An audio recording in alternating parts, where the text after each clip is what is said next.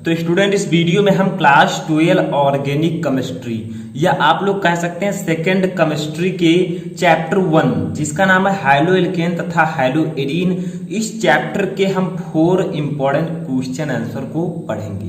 तो स्टूडेंट ये चैप्टर जो है आपके ऑर्गेनिक केमिस्ट्री का फर्स्ट चैप्टर है, ठीक है। तो अगर आपने हाइलो एल्केन तथा हाइलो एरीन चैप्टर को ऑलरेडी पढ़ रखा है या फिर पढ़ने वाले हैं तो इन 4 क्वेश्चन का आंसर जानना बहुत ही जरूरी है। तो इस वीडियो में मैं जो 4 क्वेश्चन बताऊंगा वो बहुत ही बेसिक क्वेश्चन और बहुत ही इंपॉर्टेंट क्वेश्चन है, ठीक है, और एक ही बार में आपको समझ में आ जाएंगे। इसके लिए आपको क्या करना होगा, वीडियो को लास्ट तक ध्यान से देखना होगा, चाहे आप ये चैप्टर पढ़े हों या फिर ना पढ़े हों, ठीक है, लेकिन इन क्वेश्चन को समझना बहुत ही जरूरी है। जैसा कि आपको पता है कि इंपॉर्टेंट क्वेश्चन आपको पढ़ना ही होता है, ये एक कड़वा सच है।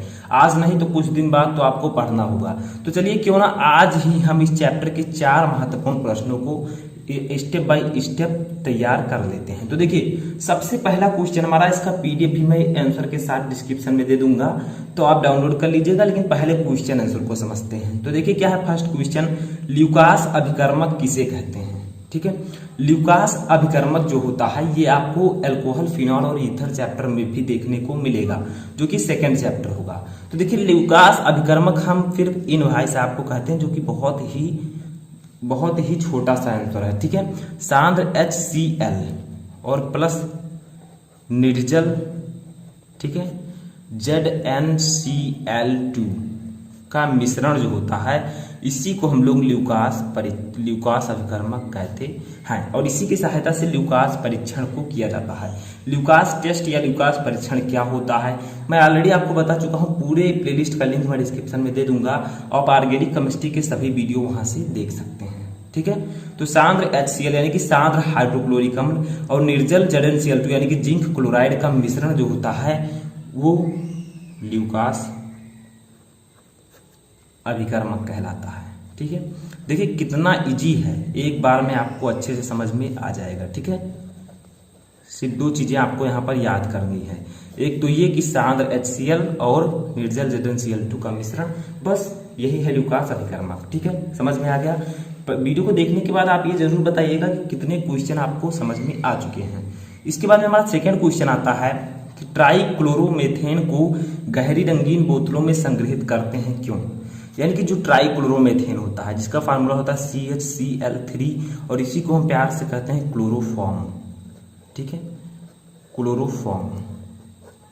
सर नाम आपने सुना हो, क्लोरोफॉर्म के बारे में मैं एक बहुत ही अच्छा और बड़ा वीडियो बना चुका हूं, तो उसको भी आप नीचे जाकर देख सकते हैं कि क्लोरोफॉर्म क्या होता है, कैसे होता है, इसके गुण क्या होते हैं, ठीक है, इसे सूंघने पर क्या होता है। तो देखिए ट्राइक्लोरोमेथेन को गहरी रंगीन बोतलों में क्यों रखते हैं, क्या कारण है कि हम क्लोरोफॉर्म को बोतल में रखते हैं, ठीक है।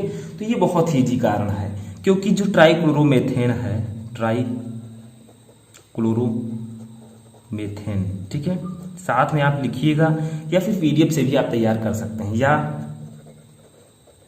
क्लोरोफॉर्म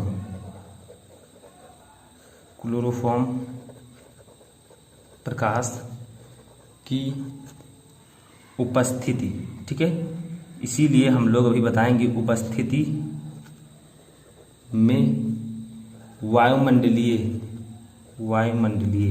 वायुमंडल में जो ऑक्सीजन पाई जाती है O2, ठीक है, जिसको हम लोग अपने सांस में लेते हैं, ऑक्सीजन, वायुमंडलीय ऑक्सीजन से ऑक्सीकृत होकर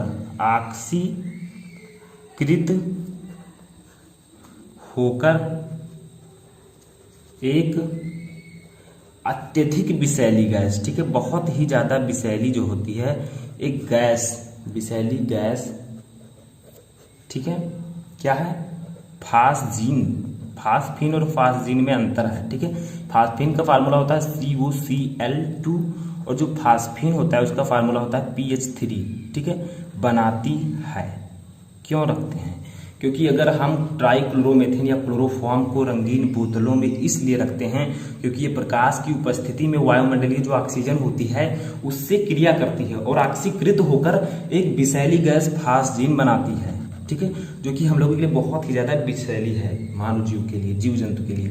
तो इसीलिए हम लोग CHCl3 को, क्लोरोफॉर्म को गहरी रंगीन बोतलों में रखते हैं। और भी हम क्लोरोफॉर्म को जो है काले कागज में लपेट कर, ये सब आप 1% C2H5OH की कुछ बूंद मिलाकर रख सकते हैं, लेकिन क्वेश्चन पूछा गया है कि इसे गहरी रंगीन बोतलों में क्यों रखते हैं।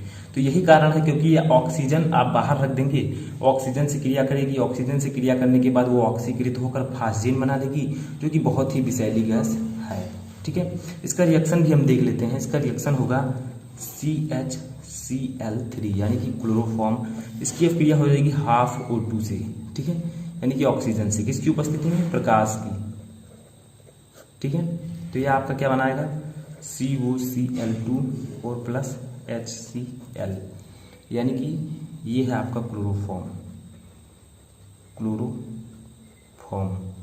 और इसने किया क्या, इसने O2 यानी कि ऑक्सीजन से क्रिया कर ली प्रकाश की उपस्थिति में और बना लिया इसको फॉस्जीन को। ठीक है, इसीलिए हम लोग इसे गहरी रंगीन बोतलों में रखते हैं। ठीक है, रिएक्शन बैलेंस है, जैसे CHCl कितने कार्बन है, एक बैलेंस करना आपको पता होगा, मैंने भी बताया है। ठीक है, H कितने हैं, एक है, Cl3 है तो Cl2 यहाँ से, Cl यहाँ पे, ठीक है, Cl3 हो गया, हाफ O2 का मतलब O, तो वो यहाँ पर हो गया। ठीक है, तो ये आपका हो चुका है।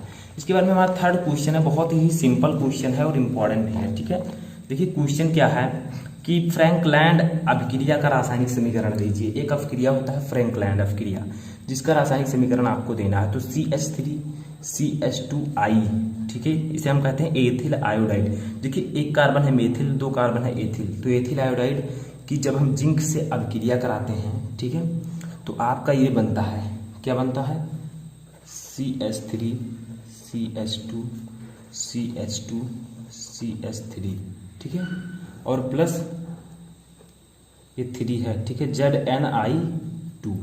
तो ये आपका बनता है, यानी कि जब हम एथिल आयोडाइड की क्रिया जिंक से कराते हैं तो आपका ये मेथ एथ प्रोब्यूट, ठीक है, ब्यूटेन बनता है, और ZnI2 यानी कि जिंक आयोडाइड बनता है। इसी को हम कहते हैं फ्रैंकलैंड अपक्रिया। बट अभी बैलेंस आपका रिएक्शन जो है, रिएक्शन बैलेंस नहीं है। क्यों? क्योंकि यहाँ पर CH3CH2 कितने कार्बन है, 1 2, यहाँ पर कितने कार्बन है, 1 2 3 4, यानी कि आगे आपको लगाना होगा 2। तो देखिए 4 कार्बन हो गए हाइड्रोजन, 3 का 2 से गुणा 6, 2 का 2 से गुणा 6 4 10, ठीक है, यहाँ पर 3 2 5 2 7 3 10, समझ में आ रहा है। Zn कितना है, 1 है, यहाँ पर भी 1 है, I कितना है, 1 है, लेकिन यहाँ से 2 से गुणा हो जाएगा क्योंकि इसके 2 मॉलिक्यूल हैं, ठीक है, तो I2। तो ये आपका एक बैलेंस रिएक्शन है, इसको हम कहेंगे एथिल आयोडाइड, ठीक है, एथिल आयोडाइड, ठीक है। जब एथिल आयोडाइड की क्रिया हम जिंक से कराते हैं तो ब्यूटेन और Zn यानी कि जिंक आयोडाइड बनता है। इसी अभिक्रिया को कहते हैं हम फ्रैंकलैंड अभिक्रिया, ठीक है। इसके बाद में हमारा लास्ट क्वेश्चन आता है। तो स्टूडेंट हमारा अगला क्वेश्चन है कि वुड्स अभिक्रिया का रासायनिक समीकरण लिखिए। अभिक्रिया जो है वुड्स अभिक्रिया, कैनिजारो अभिक्रिया, जो बहुत सारी अभिक्रियाएं, लगभग मैंने 18 अभिक्रियाएं आपके इसमें हैं, ठीक है, 18 और भी हो सकती हैं। तो इन सभी अभिक्रियाओं को मैं एक प्लेलिस्ट में रख चुका हूँ। उस प्लेलिस्ट का नाम है उस प्लेलिस्ट का नाम है important name reaction playlist Shubham lecturer. तो आप सर्च करके जाकर देख सकते हैं या फिर प्लेलिस्ट में जाकर देख सकते हैं। लिंक भी मैं डिस्क्रिप्शन में दे दूंगा, वहां से जाकर आप सभी अभिक्रियाओं को आसानी से पढ़ सकते हैं, ठीक है। तो उस अभिक्रिया का रासायनिक समीकरण लिखिए। तो क्या होता है इसका रासायनिक समीकरण? तो जब, ठीक है, ये क्या है आपका RR प्लस 2, तो सॉरी इस प्रकार से नहीं रहता, थोड़ा सा आपको डिफरेंस करना है। उस अभिक्रिया का रासायनिक समीकरण केवल आपको देना है, ठीक है। तो ये होता है 2RX, यानी कि जब एल्किल हैलाइड, RX क्या है, एल्किल हैलाइड, R एल्किल है, X हैलाइड है, ठीक है। इसको आप डीपली भी समझ सकते हैं।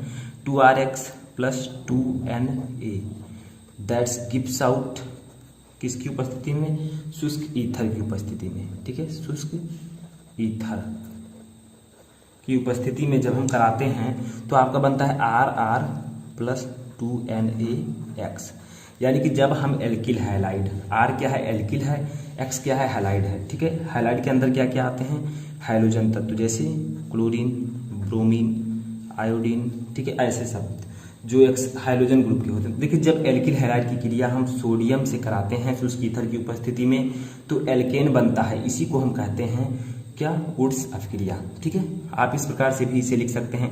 2R के स्थान पर हम लिख सकते हैं कोई भी एल्किल ग्रुप, जैसे CH3 हमने लिख दिया। ठीक है, X के स्थान पर हम ब्रोमीन, आयोडीन, क्लोरीन कुछ भी ले सकते हैं। तो चलिए Cl ले लेते हैं plus 2Na, that gives out, ऊपर लगा दीजिए शुष्क ईथर। ठीक है, शुष्क ईथर। तो देखिए ये जो है आपका ये केमिस्ट्री के हिसाब से है। इसी को हम लोग अगर अप्लाई कर दें, जो आपका एल्किल ग्रुप है एल्किल लगा दें, हाइड्रोजन पर हाइड्रोजन लगा दें, तो आपका इस प्रकार से आप लिख सकते हैं। ठीक है, आर के स्थान पर हमने क्या लिखा, CH3, तो CH3। ठीक है, प्लस 2Na, X के स्थान पर लिखा हमने Cl। तो ये भी आपकी हो जाएगी वुड्स अभिक्रिया, सेम है, कोई उसमें जो है डिफरेंस नहीं है। ठीक है, इसको हम कहेंगे एल्किल हैलाइड, लेकिन यहाँ पर क्या है, मेथिल एक है, तो हम लिख देंगे मेथिल है, मेथिल। हाइलाइड के स्थान पर लिख देंगे क्लोराइड।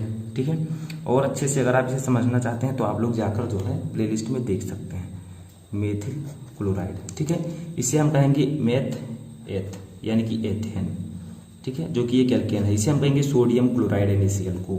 तो जब एल्किल हैलाइड की अभिक्रिया सोडियम के साथ शुष्क ईथर की उपस्थिति में कराई जाती है तो एल्केन बनता है, इसी को हम कहते हैं वुड्स अभिक्रिया। तो आई होप कि आपको ये चारों क्वेश्चन आंसर अच्छे से समझ में आ चुके होंगे। वीडियो पसंद आए तो वीडियो को लाइक करके, चैनल पर नए चैनल को सब्सक्राइब कर लें। कोई भी क्वेरी आप मुझे कमेंट बॉक्स में बता सकते हैं।